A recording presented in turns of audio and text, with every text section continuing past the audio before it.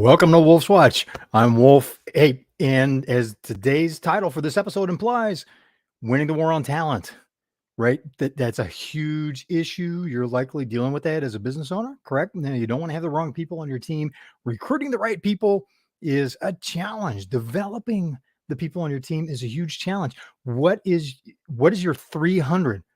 Here's what that question means. Remember the movie 300, right? About King Leonidas and the Spartans protecting the pass at Thermopylae and at 300 standing shoulder to shoulder to fight off thousands. How do you bring that to your business, to your team? How do you build your 300? Who are they? How can you recognize them? How can they recognize you? Right? The Spartans, they were raised from children to be warriors. Where do you find because your employees aren't with you since they're children, right? Hopefully not. Right. So, how do you find your 300? And what is it that you can learn from Leonidas and even from King Tutankhamun? Because think about this. It is just looking at an article that just came up on this day last year, April 8th, 2021. One of the biggest finds in Egyptian archaeology was made. Now, imagine that. Now, this is over 3,000 years in the past. King Leonidas is almost 2,500 years in the past, and we're still learning. We're still finding things. More importantly, still remembering them and talking about them. King Tutankhamun, they found an entire lost golden city just a year ago. And after 200 years of archaeological digs in Egypt, you think, supposedly the science is settled. And that's a political statement. That's not a science statement. It's never settled. It's the best understanding that we have. It's what is accepted for today. And then all of a sudden, oh, guess what? We find an entire golden city not far from, the city of Aten. So it's near Luxor. It's not that far from the main archaeological digs.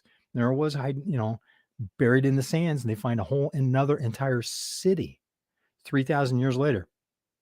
What is it that you can learn from Tutankhamun and from King Leonidas to apply in your business? They had strong mission and purpose. And we've talked about this before.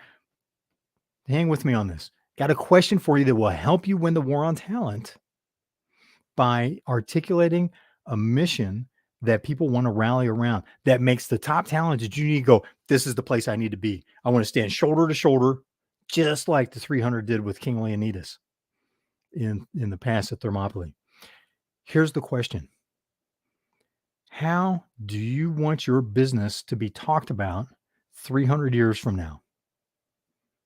Now, when you stop laughing, and hopefully you didn't leave coffee all over your keyboard on that one, that is a serious question.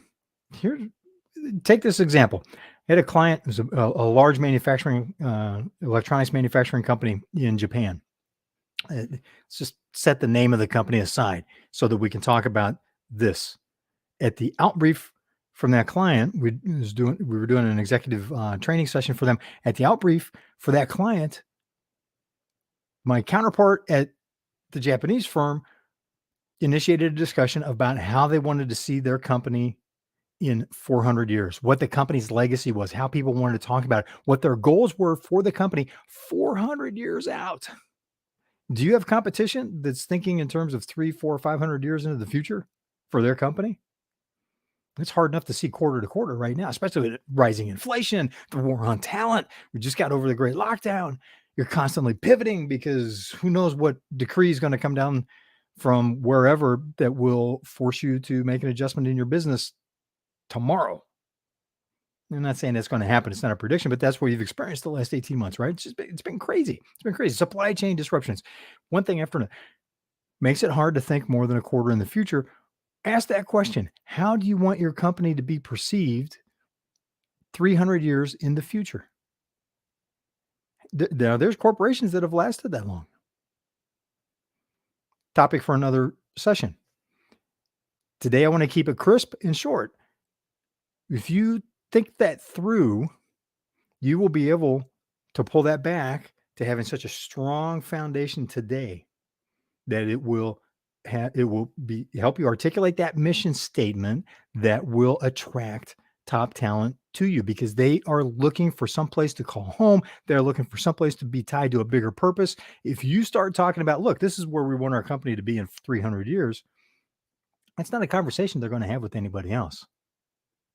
Even if you don't have that conversation, you can have a much stronger conversation about here's our long-term view. And we'll talk more about what does that really mean to have a clear statement of what you want your company to be in 300 or 500 years from now. And for today, what's your 300? Thanks for being part of Wolf's Watch. It's great talking with you. Have an awesome weekend, and I will see you